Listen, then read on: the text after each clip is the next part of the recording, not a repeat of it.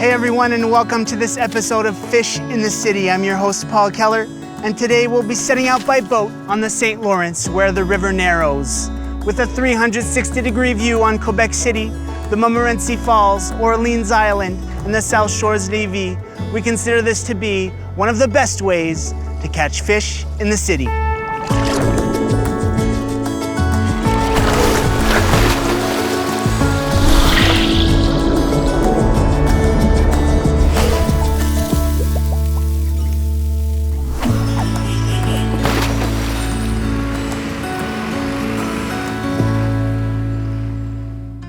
The St. Lawrence River is the emblem of Quebec City. It is filled with biodiversity, and it links the Atlantic Ocean to the Great Lakes, making it the main shipping route of the Montreal and Toronto metropolises. Its tide can make it a bit more complicated for boaters to get on and off using the various boat ramps around the city, but the view and the quality of fishing is definitely worth the effort. Well, Max, in a boat on the St. Lawrence. I think you're pretty happy about that today. I'm so enthusiastic about that, Paul. That's my playground here. We're on the St. Lawrence River just in front of Quebec City. That's the beginning of fall fishing from now to end of December. One of my favorite time of the year for walleye fishing. They're so hungry at this time of the year. They're on feeding mode and I think we're gonna catch many fish today. Awesome, and I think that at this time of year last year, you caught a pretty big one. Oh yeah, I caught a 12.5 pounder just over there. Man, do you think we're gonna catch something like that today? I'm confident for monster walleye today. Awesome, man, let's try it out. Yeah.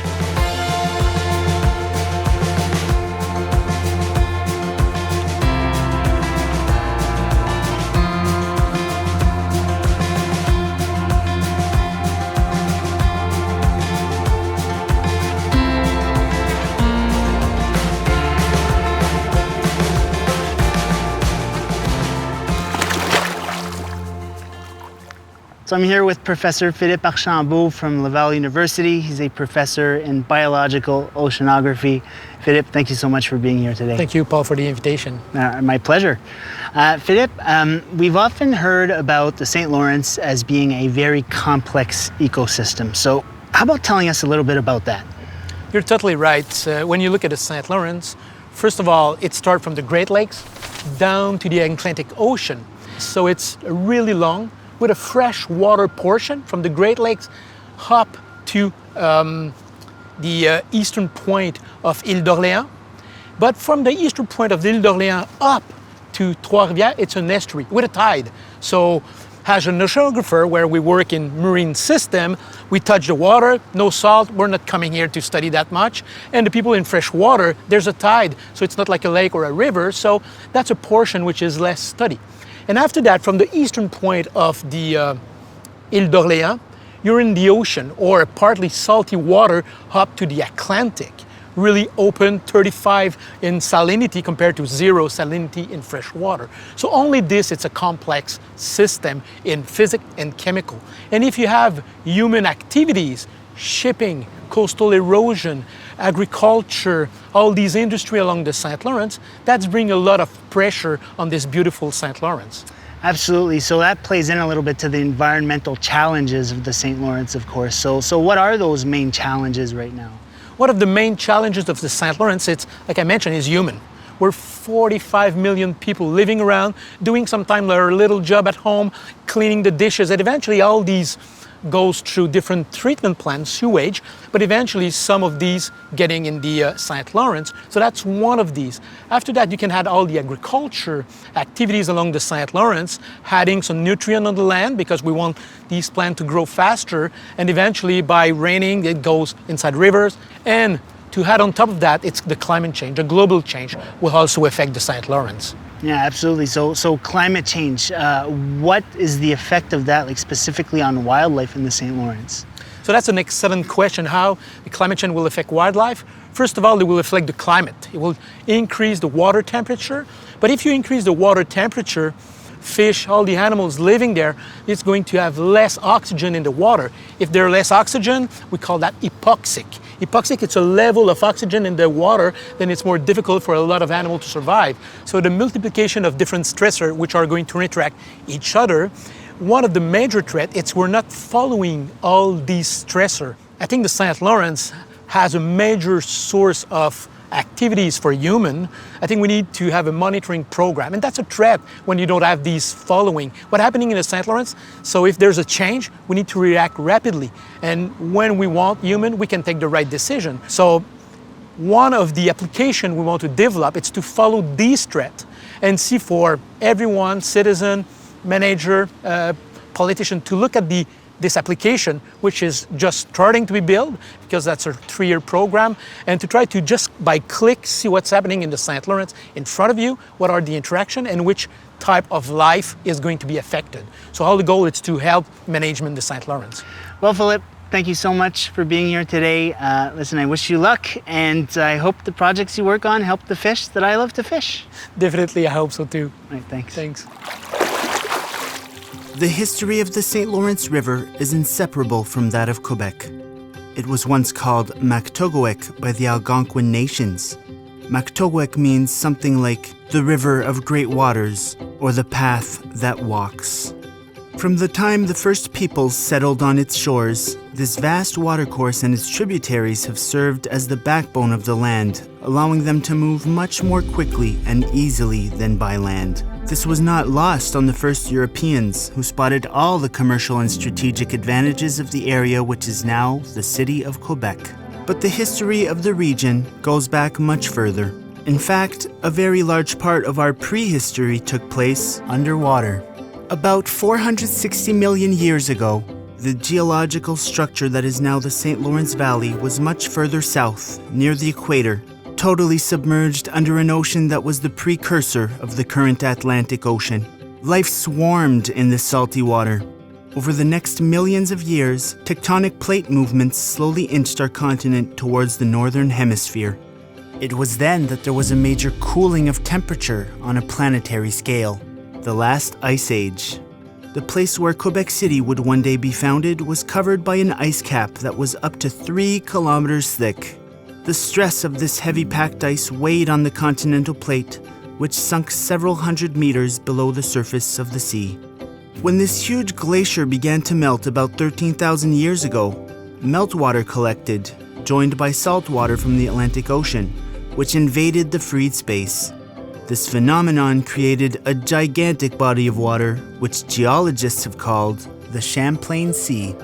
This inland sea followed the Laurentian axis and covered the entire region that we know today as the St. Lawrence lowlands. With an area of approximately 55,000 square kilometers, it penetrated far into the interior, from the river estuary to the Ottawa Valley, bordered by the Laurentians and the Appalachians. It's estimated that the high sea level submerged what now corresponds to the municipal territory of Quebec by 60 meters of water. Only the territory's highest points were above water, namely Cape Diamond, the Sainte-Foy Plateau, and the heights of Beauport. Over the millennia, as it freed itself from the weight of the ice, the Earth's crust returned to its original height. The Champlain Sea gradually emptied and the water receded to the ocean. Only the deepest parts would remain, namely Lake Champlain, the St. Lawrence River, and Lac Saint-Jean as we know them now. The accessible lands now welcomed flora and fauna, and finally, the first groups of humans. However, these geological episodes left a thick layer of clay sediments in the St. Lawrence lowlands, a small geological gift that makes our soils particularly fertile. This is the reason why the region became so conducive to agriculture. Interestingly, much of the limestone used in the construction of Quebec buildings contain the fossilized remains of various small marine animals, shells, and corals from these distant eras. This is the case, for example, with the Price Building, the Notre-Dame-des-Victoires Church, the Séminaire de Québec, and the Château Frontenac. In these stones, an attentive eye can notice the delicate imprints that recall the distant oceanic past of the region.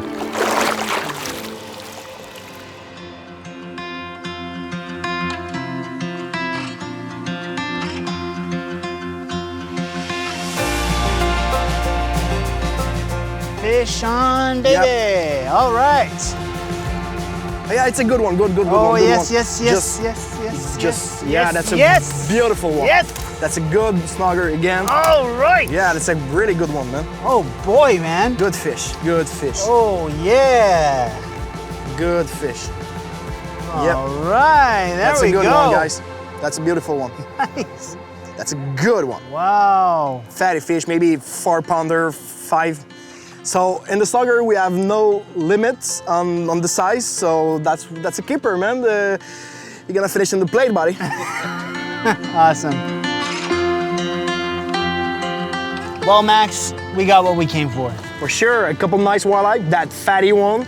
How nice is that spot, man? Absolutely. Chateau Frontenac, Quebec City, man. So listen, that guy looks tasty. What do you think we should do with him? We should go see our friends at the Restaurant Le Cendrillon. That's right, man. We're gonna go to Restaurant Le Cendrillon to meet Chef Benoit Lacourse, who's gonna cook up this fish for us. So we're here at Restaurant Le Cendrillon on 3rd Avenue in Quebec City. I'm with Chef Benoit Lacourse, and just gonna switch over to French to speak with Benoit. Benoit, merci beaucoup de nous accueillir aujourd'hui. Ça fait vraiment plaisir. Donc, Benoit, peut-être juste nous parler un petit peu du restaurant Le Cendrillon, nous dire en quoi ça consiste. En fait, on est ouvert depuis 2015. Donc, nos spécialités, c'est les huîtres, les charcuteries. Puis sinon, ben, au niveau du menu, moi, depuis que je suis en poste, ce que j'essaie le plus de faire, c'est d'avoir une nourriture que les gens vont se rappeler pour créer souvent un souvenir, mais en même temps, toujours lui donnant une espèce de petite twist qui est tout le temps intéressante pour essayer de surprendre le client. Donc, on aime toujours ça, un peu sortir de l'ordinaire, faire un peu... sortir nos idées, en fait, puis d'avoir l'air un peu... on sort un peu des sentiers battus, en fait. Bien, c'est excellent, j'aime ça comme ça. Dis-moi, là, on t'amène aujourd'hui un beau doré noir qu'on a pris aujourd'hui dans le fleuve. Donc, peut-être juste parler du plan que tu avais pour cuisiner ça. Je vais utiliser justement le grill au charbon, puis on va aller chercher un autre produit du Québec, qui est le bourgeot.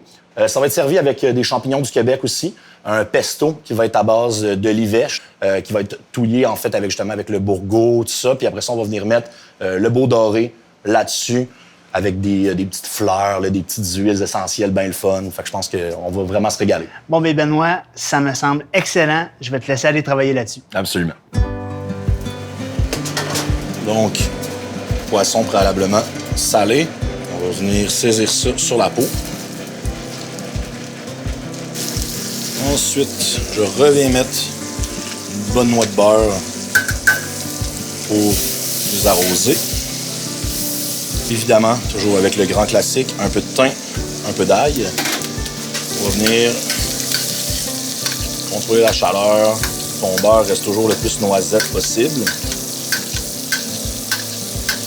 On vient juste retourner le poisson côté chair. Et avec le feu éteint, on vient déglacer avec du jus de citron.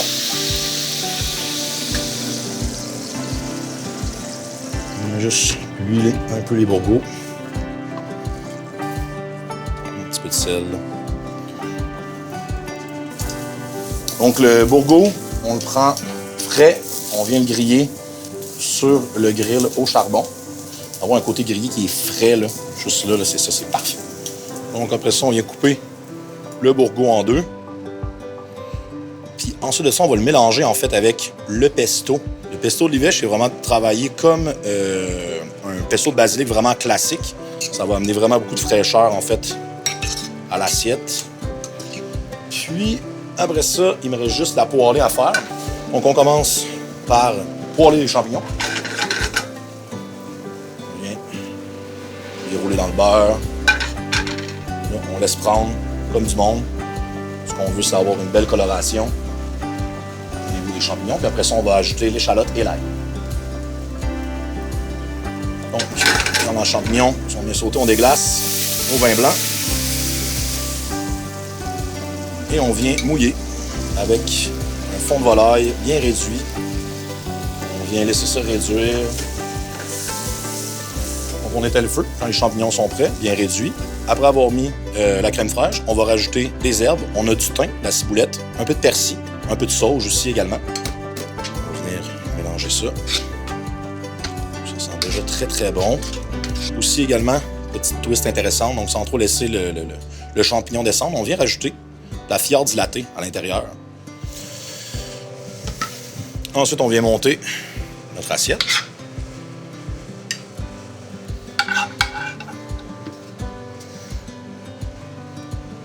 Je ne servirai pas enfilé, on va venir reprendre des flocons. On va venir déposer notre assiette pour s'assurer d'aller chercher le plus possible de texture. Pour faire un petit rappel à la livèche, on vient mettre un peu de pousses de céleri, fleurs du jardin également, de l'huile de livèche.